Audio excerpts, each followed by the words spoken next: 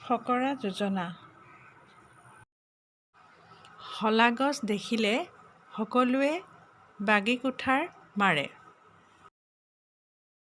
থিয় হৈ থকা গছতকৈ হালি থকা গছ কাটিবলৈ সহজ।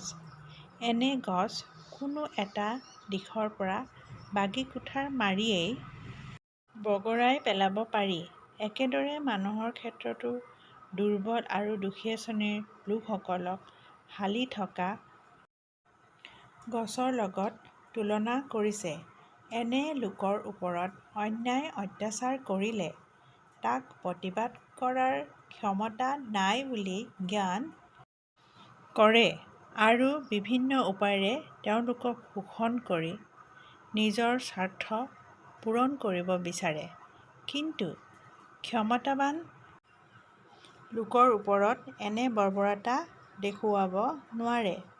অৰ্থাৎ এনে দুৰ্বল লোকক যিকোনো কাৰণতে দুৰ্বলতাৰ সুবিধা ল'ব বিচাৰে।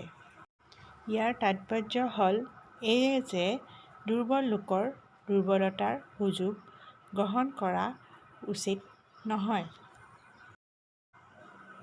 Thank U.